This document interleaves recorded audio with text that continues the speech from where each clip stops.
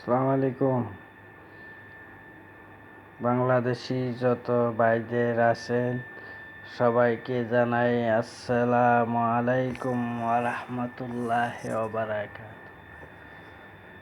তো শ্রোতা মণ্ডলী, ভাইয়েরা আমার, আমি বাংলাদেশের প্রধানমন্ত্রীর উদ্দেশ্যে একটু ভাষণ দিতে চাই যে বঙ্গবন্ধুর কন্যা শেখ হাসিনা, তিনি কি জানেন না যে বাংলাদেশের কতজন নাগরিক লেবানন আছে, তাদের কোনো খবর কেন নিচ্ছে না গভর্নমেন্ট? আর যেই দেশে খুন খারাপি, সন্ত্রাসী, চাঁদাবাজি হইতেছে, আপনার পুলিশ প্রশাসন, র্যাব, বিডিআর, তাদেরকে আপনি কিছু বলছেন না কেন? এই যে প্রতিদিন মানুষ হত্যা হচ্ছে, তা কি আপনি দেখতে পাচ্ছেন? তো আপনি কেন তাদেরকে বলেন না? খুন খারাপি যেই লোক করতেছে, সন্ত্রাস, চাঁদাবাজ, তাদেরকে গ্রেপ্তার করে শাস্তি দেওয়ার জন্য। আর বিশেষ করে এই যে আমরা লেবাননে আসছি, কত মানুষ কাগজপত্র নাই, ভিসা নাই, কফিল নাই, মরলে কোনো খবর নাই, মেডিকেল নাই, কিছু নাই। তা আপনি দেশে বইয়া বইয়া কি রাজনীতি করেন, কি করেন, এই রুদ্ধ চিন্তা ভাবনা কইরা পাই না, বুঝছেন নি? মানে আপনি তো আর মনি দিয়া খান না, আমরা তো মনি দিয়া খাই। তা আপনি যদি মনি দিয়া খাইতেন তাহলে বুঝলেন হইলে যে মনির দরদরা কত। বুঝছেন? যে মনি দে তাই বুঝে মনির দরদ, যে মনি না দে তে বুঝে না। তা আপনি দেশের গরিব দুঃখীর জনগণের পাশে দাঁড়ান, কই দাঁড়াইলেন? আমি তো এটাই কোনো বুঝলাম না। সৌদি আরব কিছুদিন আগে কাগজপত্র করণের একটা চিন্তা ভাবনা নিছেন, কিন্তু মালয়েশিয়াতে নিছেন। লেবাননে যে হাজার হাজার লক্ষ লক্ষ লোক নির্যাতিত হচ্ছে এবং গাড়ির পৃষ্ঠ পরে মারা যাচ্ছে, কত অত্যাচার, অন্যায়, অবিচার হচ্ছে, আপনি কি লেবানন সরকারের সাথে, দূতাবাসের সাথে যোগাযোগ করে কিছু বলতে পারছেন না? তাই আমার একটা অনুরোধ রইল, আমার ভিডিও ক্যাসেটগুলা যে ভাইয়েরা দেখবেন, তাদের প্রতি আমার আন্তরিক শুভেচ্ছা ও ভালোবাসা রইল। তো এই যে বাংলাদেশের সরকার কোনো চিন্তা ভাবনা নিচ্ছে না আমাদের প্রতি, এই যে একটা দুর্বলতা।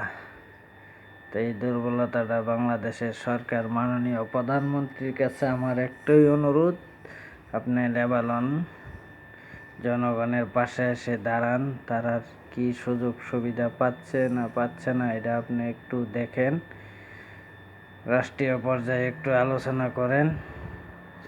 বিভিন্ন দেশে মানুষ মারা যায় কিন্তু দেশও পাঠায়, লেবানন মানুষ মারা গেলে এটা দেশও পাঠায় না।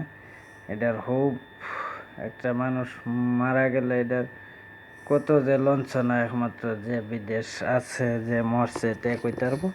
তা আপনি দেশের নেত্রী হইয়া দেশ চালাইতেছেন, জনগণের বিরুদ্ধে, জনগণের সুখ দুঃখে পাশে দাঁড়াবেন বলেন, সবসময় স্লোগান দেন। তো এই যে লেবানন জনগণ আছে, তারা কি আপনার সুখে দুঃখে নাই?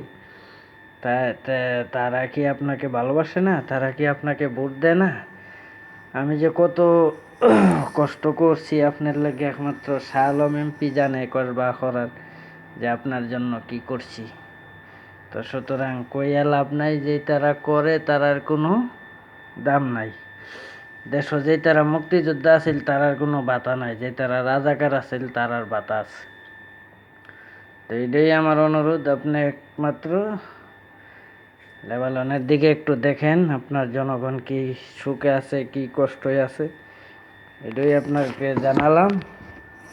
আপনি দয়া করে, অনুগ্রহ করে আপনি এই দেশের সরকারের লগে, দূতাবাসের সাথে যোগাযোগ করে আপনি দেখেন আমাদের জন্য কিছু করতে পারেন কি না। বিভিন্ন দেশে শ্রমিক পাঠানো হয়, যে তাদের গভর্নমেন্ট যেই স্যালারি ফিক্স করা আছে, ওই স্যালারি দিয়ে ওই লোকজন আসে। কিন্তু আমাদের দেশে ওইটা, এই যে গভর্নমেন্ট, এই যে ভিসা অফিসগুলা, এগুলা যে কত সন্ত্রাসী করতে পারে, কত মানুষের টাকা পয়সা খাইতে পারে। ওই যে বঙ্গবন্ধু কইছিল শেখ মুজিবুর রহমান যে দেশ তো স্বাধীন করলাম না, একটা সুরের দেশ স্বাধীন করলাম। ওই নিজের দেশের মান সম্মান ওই কোনা লাদেনে জেলবা 91-তে যুদ্ধ করছে, কুয়েতে জেলবা একটা গান বানছিল, কোন শিল্পী জানে জানে, জাতের ফুটকি জাতে মারে দোলা অন্ধকার। তো আমরার ফুটকি আমরা মারি এই দোলা অন্ধকার, কি কইছি বুঝছেন? তো হেইয়া হইল ওই যে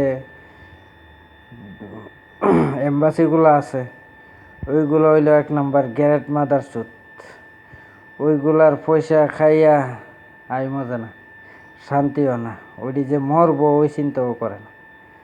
আর এটি মরলে যে কি হইব আল্লাহ জানে, কি করে একমাত্র আল্লাহ গাফুর রহিমে জানে, আর কেউ জানে না। আর বেশিরভাগ জবাবদিহি করতে হবে আপনাকে হাসরের মাঠও।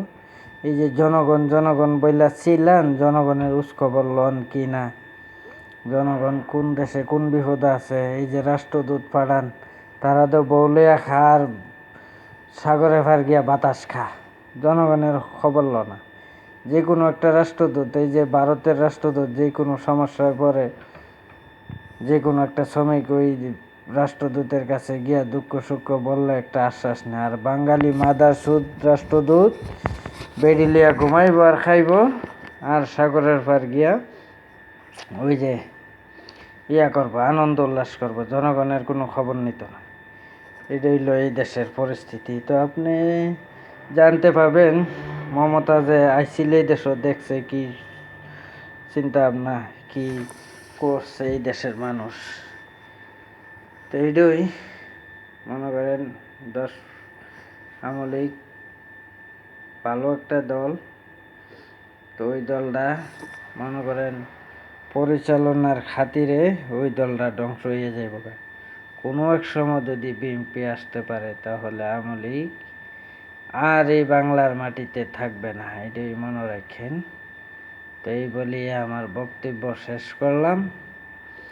আর একটু এটাই দেখার বিষয় যে আপনারা রাষ্ট্রপক্ষ মিল্লা আলোচনা কইরা দেখেন যে তারা ভিসার কাগজ নাই, কফিল নাই, তারা যেন কাগজপত্রকরণের একটা সুযোগ সুবিধা কইরা দেয়। এটাই আপনার কাছে একটা অনুরোধ, প্রধানমন্ত্রীর কাছে এটাই আমার একটা অনুরোধ।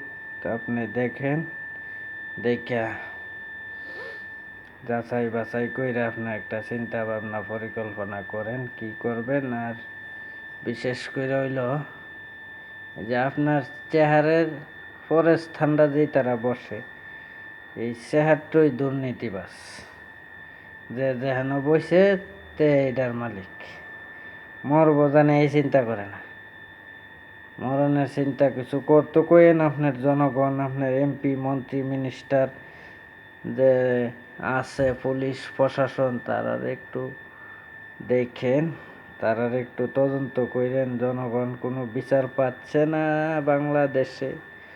এই বলিয়া আমার বক্তব্য শেষ করে দিলাম।